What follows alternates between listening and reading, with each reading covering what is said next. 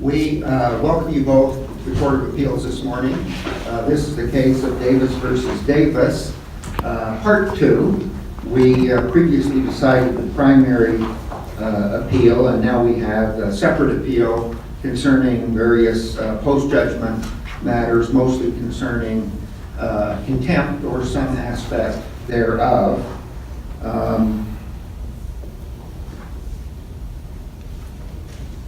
We are hopeful that the oral arguments today will assist our consideration of the issues presented, although I thought it was kind of strange that with the primary appeal, we didn't find oral argument to be necessary, but we thought it might be helpful here, and I think to an extent that may have to do with the interplay between that appeal and this, and the devil in the details that contempt often is. So even though this is a second appeal, we'll allow 15 minutes per side for oral argument. Appellant can save some time for rebuttal, and if you let me know at the outset of your argument how much time you wish to save, I'll help you keep track of it. We've set 12 on the clock, but if you'd rather, assuming a 12 and 3 split, but if you'd rather do 10 and 5 or 8 and 7, it's your choice. The proceedings are live streamed and also recorded, and so it's important when you're making your argument that you don't get too far away from the microphone or your remarks won't be picked up. Also, each time you come to the podium, please state or remind us of who you are and who you represent. So if we're listening to the argument down the road, we'll be reminded of who is saying what when. Finally, for our record, I will note that I signed an order either yesterday or the day before permitting the arguments to be video recorded in accordance with existing court procedures. And indeed, that video taping is happening now. And so far, at least, with the requisite lack of disruption and the like. And I would just remind you of your responsibilities in that regard. In for a dime, in for a dollar. You don't get to get up in the middle and leave, because part of the order I sign allows others in the media to access the record you make. So even if you end up finding this to be quite boring and you wish you weren't recording it, you're stuck till we adjourn, given that aspect of the video taping standing order. With all of that out of the way, then, we'll hear your argument as soon as you're ready. Thank you, Your Honor. I'm Marcia M. Lane for Dale Davis, appellant. I agree with the division of the minutes allowed for the primary argument and any supplemental argument. This is a very simple case. We are appealing all fees that were awarded for activities outside of addressing Angela's original motion for contempt against Dale. On May 24th, 2017, and the record number is 2795, Mr. Rooker submitted his first declaration for attorney's fees in the amount of $17,423.37 for 7152 hours total. Again, this is on the record at 2795. Of this total, 35 was for the stay motion. And of the total, 3652 was for 3 motions: Angela's contempt motion against Dale, Dale's contempt motion against Angela, and the stay motion. Therefore, only about 1/3 of the time, or 12.1733, was for Dale's contempt. This was the only time spent on Dale's contempt, because we never challenged the contempt after the judge's oral ruling on February 9th. Let me ask you about this, to help focus my thinking on this. In the primary appeal, there was a request for attorney's fees, and we noted in our order that the trial court had declined to award attorney's fees to either side under the usual protocol of need, ability to pay, and the rest. The attorney's fees that are an issue now seem to me to be affirmable on one of two bases.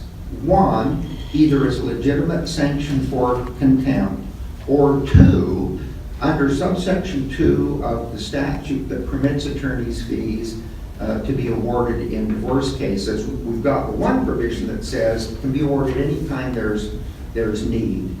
A second one that permits fees to be awarded if incurred in enforcing the trial court's decree. That ends up being a prevailing party standard. It strikes me, and I'm not sure if this was necessarily part of the court's thinking, but the fees attributable to addressing the stay are in essence fees that are incurred in connection with enforcement of the decree. Have you had a chance to think about the fees in that bifurcated way? Yes. What is the aspect of sanction? What is the aspect of enforcement? Yes, we have. And you're referring to Utah Code Annotated 30-3-3, parentheses 2, which states, not quite what you stated, in any action to enforce an order of, and then there's some ... This is directly from Custody. the other argument. Mhm. Division of property. In a domestic case, the court may award costs and attorney fees upon determining that the parties substantially prevailed upon the claim or defense. We argue that the division of property was accomplished at trial. This is post-trial. And that sanctions for contempt are the attorney's fees connected with the contempt. What amount of the total awarded by the trial court would you concede is appropriate as an award of attorney's fees for sanctions? Well, that would be the amount of fees spent on the motion for contempt and argument, and that was 12.73 hours, according to Mr. Rucker. And the total at the end was $27,847.58. I would point out that Angela additionally argued under this statute for fees, that 78B 6311, that allows for attorney's fees awards if an actual loss or injury in the action is caused by the contempt. And we argue that Angela was not injured. She had kept back her distribution for Dale's portion of her retirement. And that was contemptuous that we argued. Although the trial court didn't buy that argument, apparently. No. And they didn't buy the argument that she was in contempt. And we eventually had a hearing on July 26, 2017. And we had testimony from Wells Fargo clerk that said indeed Angela had stopped the distribution to Dale of half of her retirement with the instructions that, and this was clear in July before the trial, and with instructions that they were not to distribute Dale's share until Dale distributed her share. And the trial court said that was reasonable, so that the court considered it reasonable for Angela to withhold his distribution.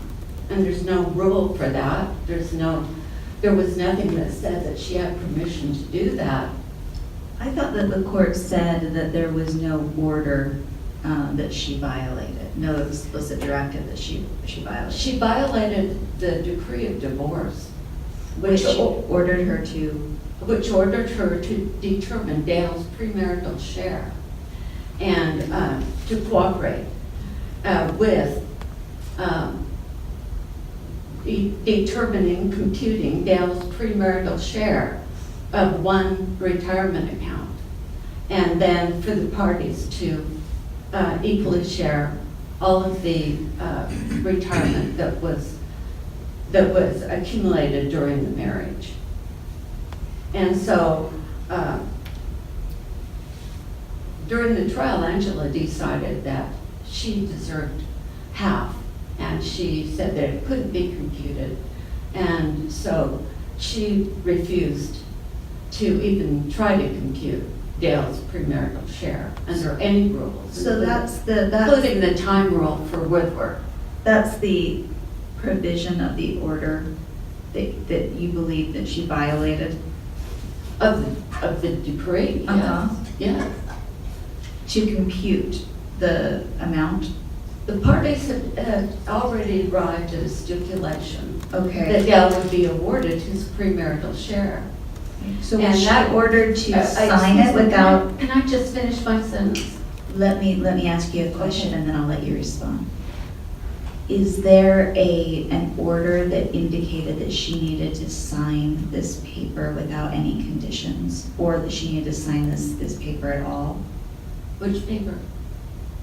The one that she gave to the bank indicating that she didn't want them to distribute his share until he signed his. I'm confused. Could you repeat that? You interrupted me from saying how the order came about in the divorce decree. She stipulated, and Dale gave away things for his premarital share. And then you jumped, and you didn't let me finish that, and then you jumped to something about, I don't understand. I'm sorry, let me rephrase it, and I'll give you the opportunity to answer Okay. in full. The district court made a finding that petitioners failed to identify any provision of any order governing respondent that respondent may have violated. And so my question is, what provision of what order do you believe that she violated? She violated the provision in the divorce decree, and I can't remember for sure in the decree, I think it was paragraph 17, have to check, that specifically says that both parties will compute Dale's premarital share of the retirement, and that the rest of the retirement assets will be equally split between the parties. Okay, and explain how she violated that specific provision? Well, first of all, she wouldn't cooperate to compute Dale's premarital share. But she violated distributing hers in a timely manner when the quadro was signed.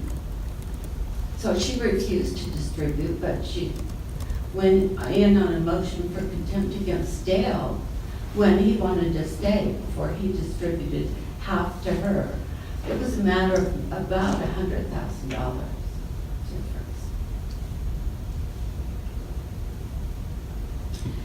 difference. So, yes, we feel that was an error. And so the court conceded at the July 26th hearing that her behavior was reasonable and therefore not contemptuous. And he shifted the burden to Dale, who could have collected that at any time, according to him. But there's no provision for shifting the burden. That's not a way, that's not a remedy available for this situation. To avoid saying that Angela was in contempt. The point is when she exaggerated in our argument, exaggerated the sanctions for the contempt, she was in contempt herself. and came to the court with unclean hands and yet wanted sanctions. The actual statute on attorney's fees is very specific for the fees awarded on contempt. And it would say the actual loss or injury in an action is caused by the contempt. Well, she wasn't injured. In fact, she hadn't distributed Dale's share yet, and she had collected interest on Dale's share and her share from July of 2016 all the way up until the day after Dale distributed his share on February 8th of 2017. So it was Dale that was injured by her failure to distribute his share of her retirement. So I might just mention, Ms. Lang, that you were answering the question for some time there, so I won't hold that time against you, but you've used your 12 minutes. You have your 3 minutes for rebuttal, and you're surely free to use that time now, but if you wanted to hold on to that much. I would like to get through my outline. I think it would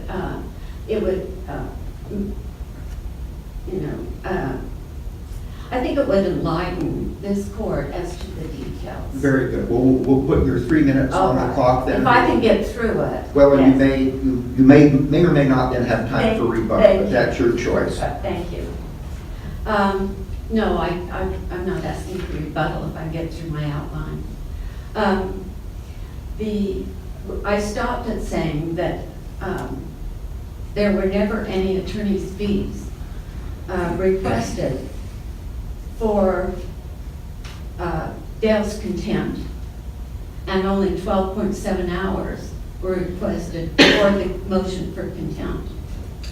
And at the July 26, 2000, and we filed an appeal against the court having awarded fees for the stay motion. There's no provision in the statute on attorney fees that a stay motion is necessarily connected to a contempt motion, and if the court was connecting the two motions together, then the part of the statute that says only attorney fees in connection with a contempt motion can be awarded. So we, at first, were appealing that and the reasonableness of the fees. We felt that $17,423.37 for essentially two motions, three motions on our side, one motion on their side, and argument was high. So we, in the first time we filed a notice of appeal, that's what we asked for. On July 26, 2017, on the hearing for, this was for Dale's motion for contempt against Angela, and it was also on our objection to the reasonableness of the fees and the finding that she was not in contempt. There wasn't evidence. And then we showed the evidence at that hearing that she indeed had not distributed that. And the court went around that by saying that wasn't contempt. So Mr. Rooker asked for 81 hours of billables, including the request for an additional 9.48 hours to prepare for the hearing and attend it, although unrelated to Dale's contempt. This amount was $24,829.37, and that's at 2801 of the record. The court disallowed $1699.79, saying it was for the appeal on the stay, and that is in the record at 2141. The final judgment after the hearing on the 26th was for $22,954.58, and that's on the record at 2142 to 41 to 42.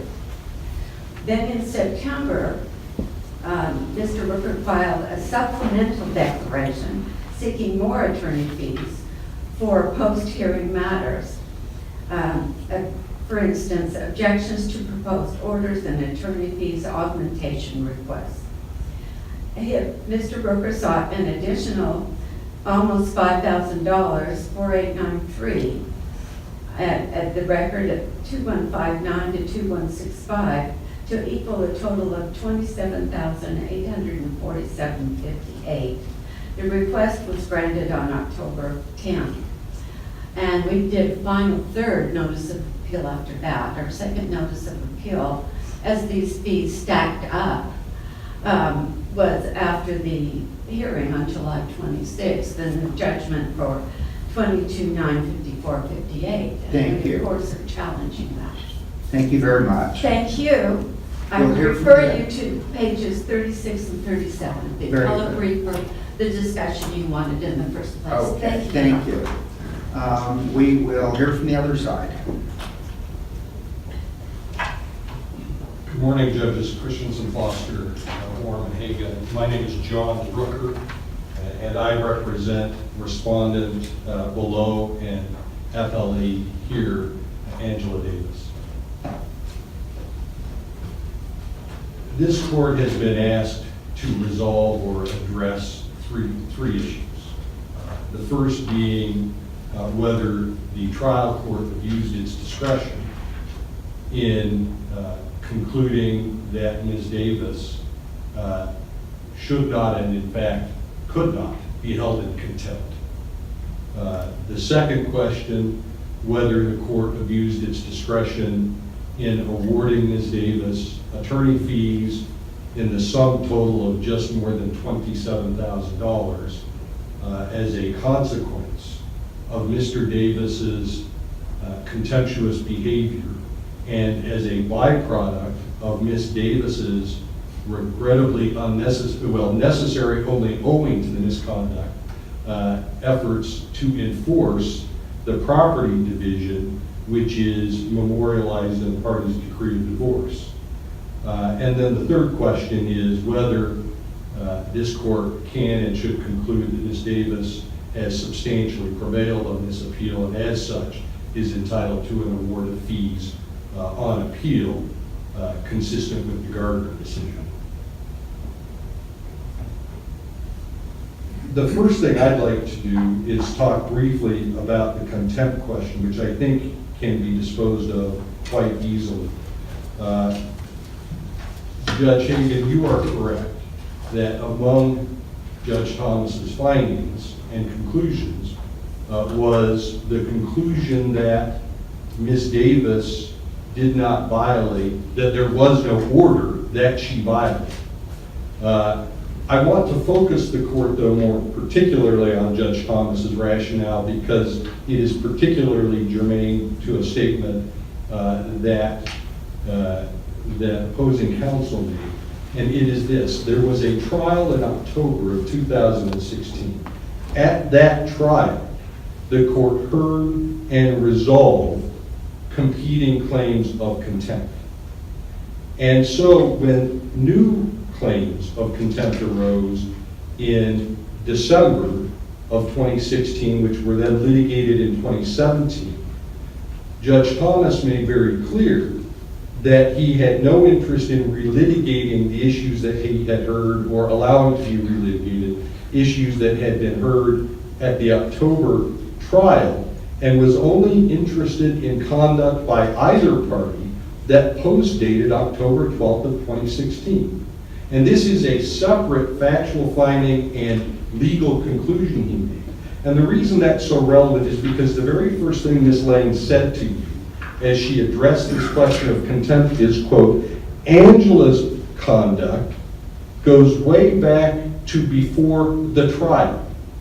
In other words, the conduct that Mr. Davis complains of today, has complained of ad nauseum throughout this proceeding, is the same conduct that was alleged against Ms. Davis at the October 12 hearing when Judge Thomas first concluded that she could not and should not be held in contempt. And so one of the difficulties was that in each of the three subsequent hearings in January and then two subsequent hearings in January and July of 2017, when Judge Thomas attempted to focus the conversation, he repeatedly asked counsel what conduct Ms. Davis had engaged in since October 12th of 2016, and there was never a forthcoming answer to that question. It was always, we always found ourselves back relitigating the pretrial conduct. And so I want you to understand that as we stand here today, we continue to have this seeming miscommunication, but no actual disagreement on the facts. Ms. Lang has conceded to each of you that the conduct that she complains of related to Ms. Davis occurred prior to trial. And Judge Thomas concluded that on that basis alone, he could not and would not find contempt. I would simply close my discussion of contempt on this point, and that is that the bar here is really high. This court must conclude that Judge Thomas abused his discretion in finding that Ms. Davis had not acted contemptuously, and I respectfully and humbly submit that Mr. Davis has not made any reasonable effort to make that showing. With regard to the question of attorney fees. Before you move on, can I ask you one Sure. clarifying question on contempt? So the only order that's before us on this notice of appeal is the one that was post-trial, July 2017? No. Okay, tell me what we're, I believe that you have the original November 9th, 2016 order, okay, which was appeal number 1. okay. And then you have It's the been order on resolved, the. but it's been resolved. And been resolved. I'm sorry, in this appeal. Right, and then you had the order on the January hearing, and then there was a subsequent evidentiary proceeding in July of 2017, which also gave rise to an order. And then there was a third order, really a minute entry order, subsequent to that, wherein Judge Thomas overruled some objections and sua sponte ordered additional fees in the amount of $4,500 or so on the basis that Mr. Davis remained in contempt and that Ms. Davis continued to be harmed by his conduct. So as I understand Mr. Davis's position, all three of those orders are theoretically at issue here today. So let me ask it a little bit differently. You just stated that the court already made a finding at trial that the actions that had occurred before trial did not rise to the level of contempt.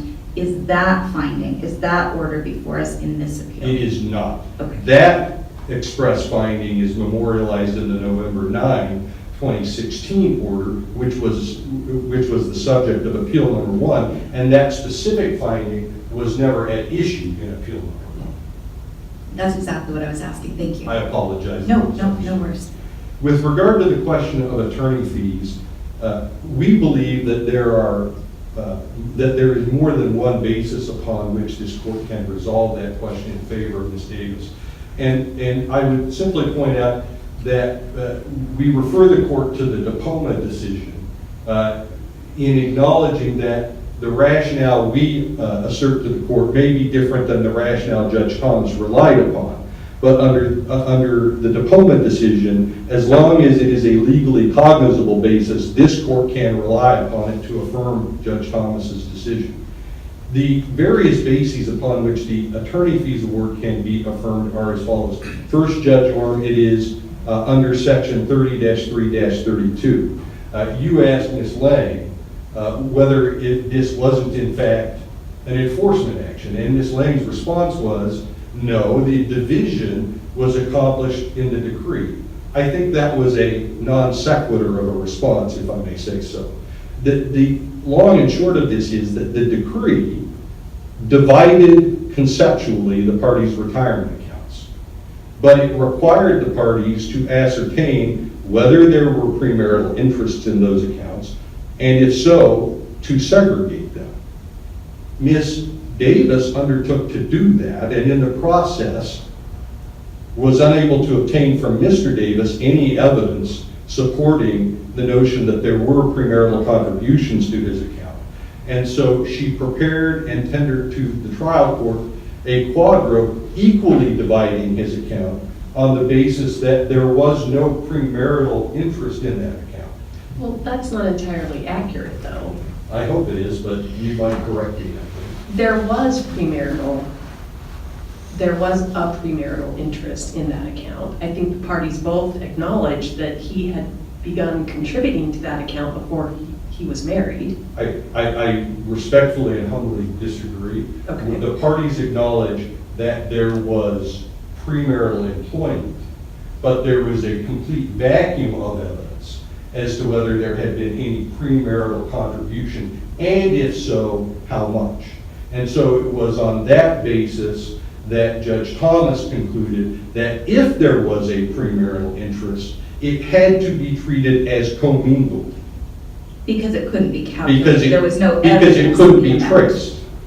And so, in fairness to you, Judge Christensen Forrester, I think the presumption, and Was that a there fair was. presumption, is that there probably was.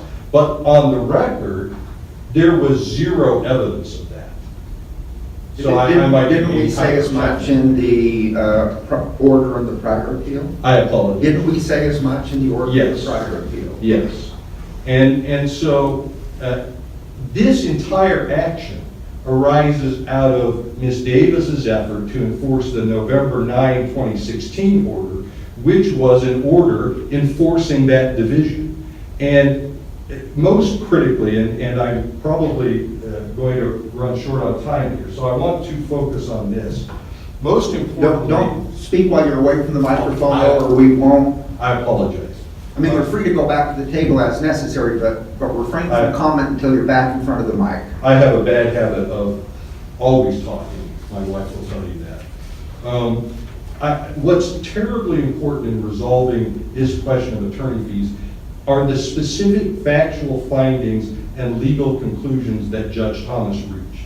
And so I would refer the court to the July 28, 2017 order, which specifically the paragraphs I'm going to cite can be found at pages 20, 91, 92, and 93 of the record. And then the September 2017 order. In the first of those, Judge Thomas finds as a matter of fact that petitioner's failure, Mr. Davis's failure, to sign the requisite distribution request form as prescribed by the November 9, 2016 order, caused respondent to incur the attorney fees incurred in relation to the motions heard at the January 31, 2017 hearing. So when Ms. Lang says, well, there are all of these other things unrelated to his contemptuous behavior, Judge Thomas disagreed. Judge Thomas specifically concluded otherwise. And I could explain why. I'm going to run out of time. But he goes on to say, he goes on to conclude in paragraph DD of that order, because petitioner's confirmation's conduct caused respondent to incur attorney fees in relation to the motions heard on January 31, 2017, it is appropriate respondent be awarded as sanctioned against petitioner all of her attorney fees associated with the January 31, 2017 hearing and the motions heard by the court at that hearing. In part, I will tell you that I am confident that part of Judge Thomas's rationale was that these other expenses incurred, the motion to stay and things like that, were a direct response to the motion in re contempt. And in fact, Ms. Lang conceded as much when she testified, or when she was arguing in July, and she stated to the court, quote, "We brought up the issue of contempt," that is, Mr. Davis brought up the issue of Ms. Davis's alleged contempt as a defense to any attorney fees award. And that's found at page 2753 of the record. And so Judge Thomas concluded that, in fact, these other issues were all pretextual. And I think the chronology or sequence of events demonstrates that. The fact of the matter is that Mr. Davis didn't even move to stay the trial court's November 9 order until after Ms. Davis brought her motion for contempt. And that is sequentially so for everything after that. Ms. Lang is correct that a comparatively small portion of the attorney's fees awarded are directly attributable to your fees incurred in pursuing the contempt citation, but in the view of Judge Thomas, all the other fees, minus the few that he shaved off, are a proximate result of the contumacious conduct of Mr. Davis, and on that basis can be included as a contempt sanction. Yes to the second part of your question, no to the first part, and I'm glad you asked because I would have forgotten to mention it. Ms. Lang has repeatedly asserted in writing and now today that some 35 hours were spent on the stay motion. Your Honors, I have in front of me pages 1944 and 1945 of the record, which is my firm's billing records on this matter. I've reviewed those repeatedly. I can't conceive how she gets to 35 hours. I can tell you that there are 3 time entries at January 16th and 2 on January 17th, which add up to a total of 9.72 hours, which are expressly related to the motion to stay. And one of them, in fact, is a block entry that related to other work. So I would suggest that at most, we're talking about 9 to 10 hours of time spent on the motion to stay, not 35. I don't understand how she arrives at that math. So, but yes, as to your conclusion, Judge Orman. And you're out of time. I am. So I would simply ask you to refer to the findings and conclusions of Judge Thomas in the September 12, 2017 order, which are very similar to those in the prior. Thank you for your time, and on that basis, we'll submit. I appreciate it. Thank you very much, both, for the arguments. Your Honor, We'll take the I matter under believe- advisement and render a decision as soon as we're able. Your Thank you. Honor, I believe that Mr. Broker went a good 3, maybe 4 minutes. As did you. I was looking at zeros for a long time while you Okay. finished your thought, Okay. but I was looking for I a convenient only point to cut him I off. only wanted 30 seconds. May I have that? You may not. We will be in recess. Okay. Thank you. All right.